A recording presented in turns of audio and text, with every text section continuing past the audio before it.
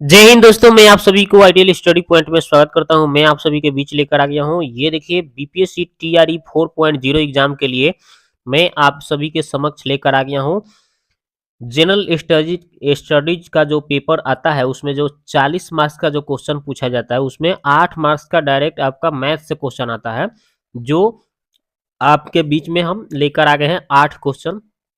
ठीक है, बिल्कुल इसी टाइप से आपके क्वेश्चन एग्जाम में देखने को मिलेंगे। तो चलिए स्टार्ट करते हैं।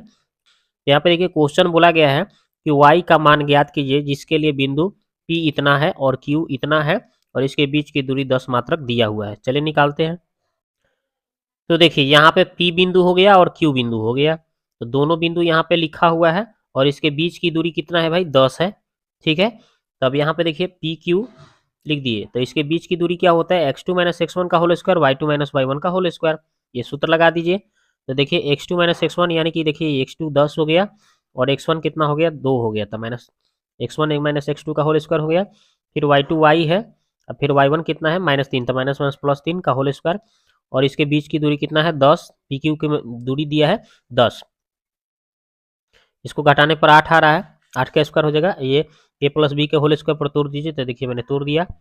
आगे बढ़ाइएगा, इस दोनों को अब होल स्क्वायर दोनों ओर कर देंगे तो ये रूटवा हट जाएगा, तो वही हमने कर दिया। 10 के स्क्वायर 100 हो गया, स्क्वायर से रूट खत्म, तो 8 के स्क्वायर 64, वाई स्क्वायर 3 दूना 6 वाई 9 हो गया।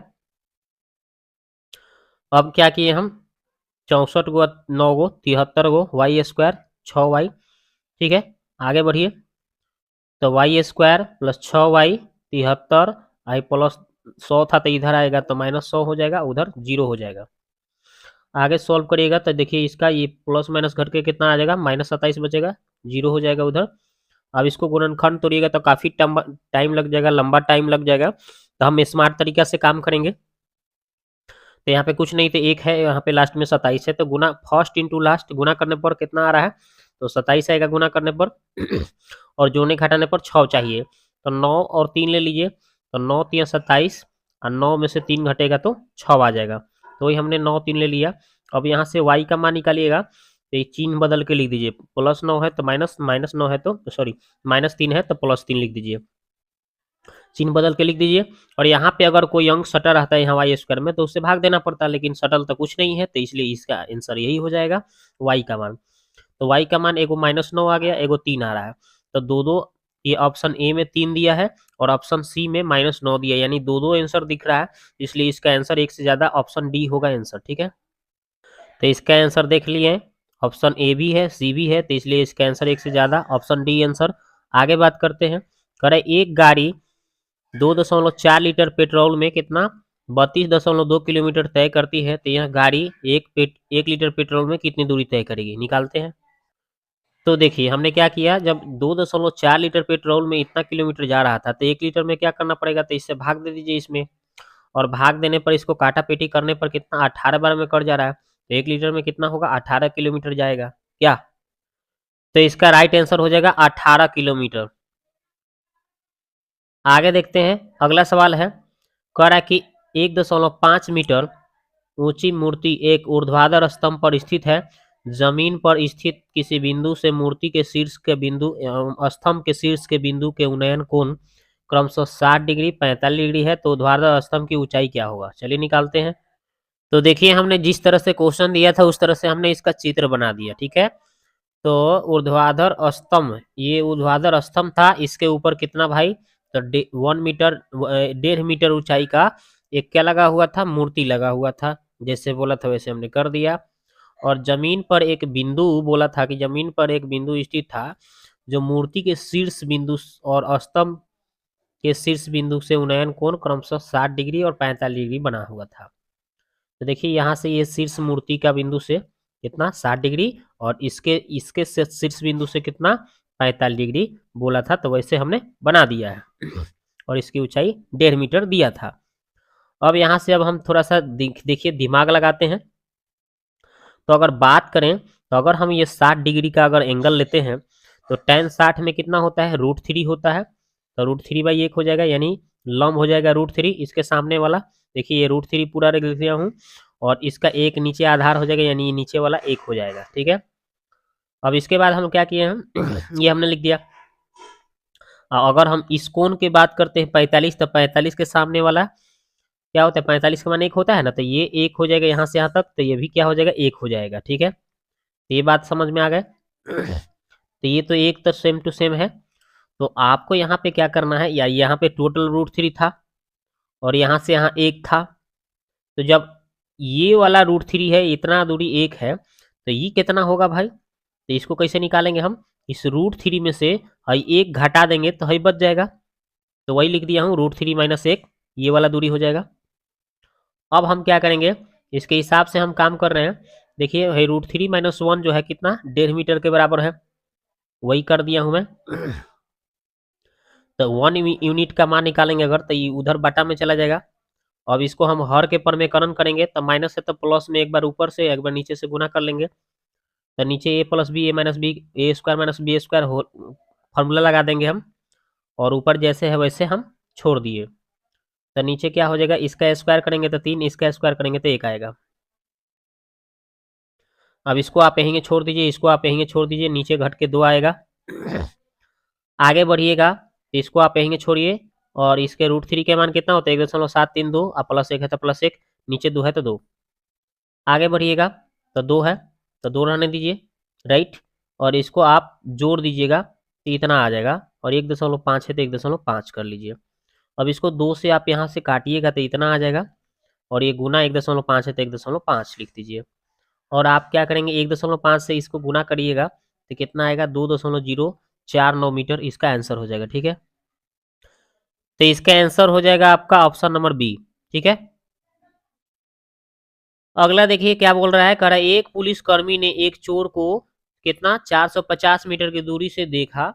पुलिसकर्मी ने उसका पीछा करना शुरू किया, चोर भागने लगा। चोर की चाल और पुलिसकर्मी की चाल का अनुपात 7:8 है। तो किसी दूरी किलोमीटर में दौड़ने के बाद इस दूरी पर पुलिसकर्मी चोर को पकड़ सकता है। चलिए देखते हैं इसको।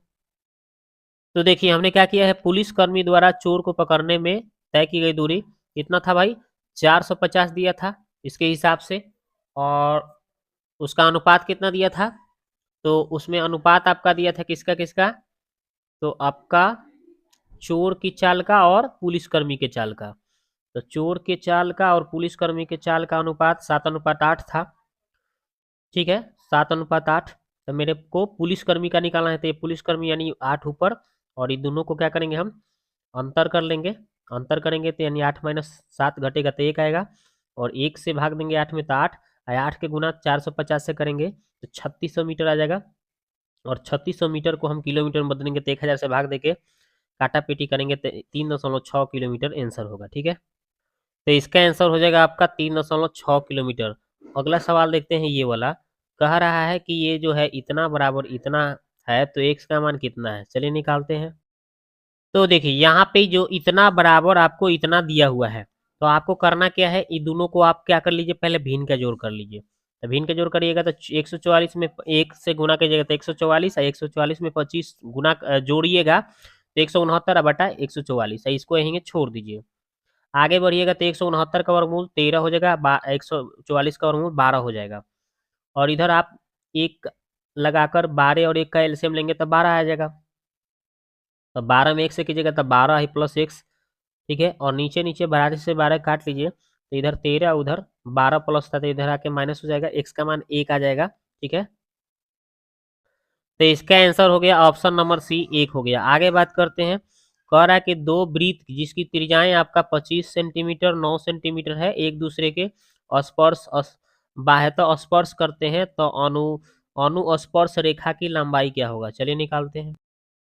तो देखिए अनुस्पर्श रेखा की लंबाई निकालने के लिए 4 इंटू R1 इंटू R2 सूत्र होता है, तो 4 लिख दीजिए, और R1 के मान 25 था, R2 का मान 9 दिया था, तो इसका वर्गमूल निकलेगा तो इसका 2 हो जाएगा, और इसका 25 का 5 और 9 का 3 गुना कीजिए तो 30 सेंटीमीटर स्क्वायर 30 सेंटीमीटर आंसर होगा। ठीक है, तो इसका आंसर हो गया 30 सेंटीमीटर, ऑप्शन नंबर ए। आगे बात करते हैं, कह रहा है कि 5 वर्ष पूर्व नूरी की आयु सोनू की आयु के तिगुना थी, तो 10 वर्ष पश्चात नूरी की आयु सोनू की आयु के दुगुना हो जाएगी, तो नूरी की आयु वर्तमान आयु क्या होगा, चलिए निकालते हैं। तो देखिए यहाँ पे क्या करना है, 5 वर्ष पूर्व सोनू की आयु जो है 1 वर्ष मान लिया गया, और नूरी की आयु कितना था, 3 वर्ष था। तो प्रश्न से बात किया जाए तो इसमें क्या बोला था, तो देखिए इसमें जैसे बोला था उसके अकॉर्डिंग हम लोग इसको क्या करेंगे, काम करेंगे। तो देखिए उसमें बोला था कि 5 वर्ष पूर्व नूरी की आयु सोनू की आयु के तिगुना था। ठीक है, नूरी की आयु जो था सोनू की कितना था, तिगुना था। तो इसके अनुसार 5 वर्ष पूर्व के हिसाब से मैंने मान लिया। और प्रश्न में बोल दिया था, फिर प्रश्न से अगर हम आगे देखते हैं तो बोला था कि 10 वर्ष पश्चात नूरी की आयु सोनू की आयु के दुगुना। 10 साल बाद की बात करें तो इसमें भी 10 साल जोड़ देंगे। सॉरी, कितना साल बोल रहा था, 5 साल बाद की बात कर रहा है, 10 वर्ष पश्चात। तो देखिए 10 वर्ष बाद की बात अगर हम करें तो 10 वर्ष बाद की बात कैसे करेंगे हम, देखिए तो ये 5 वर्ष पूर्व की ये इतना था, तो 10 साल बाद की बात करेंगे हम तो कितना होगा भाई।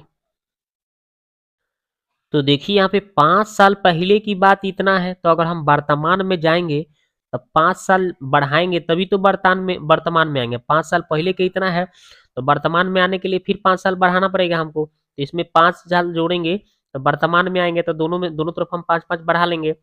और वर्तमान से हमें कितना बोला था, 10 साल बाद की बात कर रहा था, तो इसमें भी 10 बढ़ा देंगे, इसमें भी 10 बढ़ा देंगे।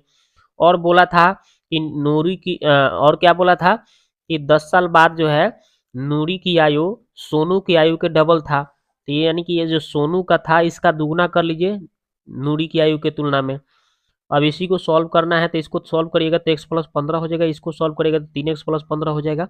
2 से गुना करिए तो 2x, 15 दूना 30, जैसे उसे छोड़ दीजिए, आगे बढ़ाइएगा तो देखिए 3x है, 15 ओह पर जाके घटेगा तो कितना आएगा 15, और यहाँ पे आपका कितना आएगा घट के x, तो x का मान आ गया 15। अब यहाँ पे ध्यान दीजिए तो नूरी की वर्तमान आयु कितना हो जाएगा भाई, तो 3x+5 हो जाएगा। यानी कि बात करें तो कितना होगा भाई, 3x+5, यानी 15 कितना हो जाएगा 45, 5 कितना हो जाएगा 50 वर्ष हो जाएगा नूरी की आयु। ठीक है, तो इसका आंसर हो गया भाई नूरी की वर्तमान आयु 50 वर्ष। ठीक है, आगे बात करते हैं। एक कंबल को 1148 रुपये में बेचने पर 30% की हानि होती है, 5% का लाभ प्राप्त करने के लिए उसे किस मूल्य पर बेचा जाना चाहिए, चलिए निकालते हैं। तो देखिए यहाँ पे क्या है, अभिष्ट विक्रय मूल्य क्या है, तो 1148 रुपये की बात हुआ था, और उसमें कितना 1148 रुपये में बेचने पर 30% का हानि होने पर 5% का लाभ प्राप्त करने के लिए कितना में बेचना था। तो 30% के उसको क्या करना था, हानि हो रहा था, तो 100 माइनस 30, और 5% को उसको लाभ चाहिए था, तो 100 में 5 बढ़ा दीजिए, इसी को सॉल्व कर दीजिए। अब आपका क्या जोड़ कीजिए 105 या नीचे 70 काटा पीटी करिएगा और गुना उना कर लीजिएगा तो आ जाएगा 1722 रुपया आंसर हो जाएगा। ठीक है, तो इसका आंसर हो गया ऑप्शन नंबर सी 1722 रुपया। तो दोस्तों ये वीडियो आपको कैसा लगा आप जाकर कमेंट बॉक्स में कमेंट करें, मिलते हैं नेक्स्ट वीडियो में। ठीक है।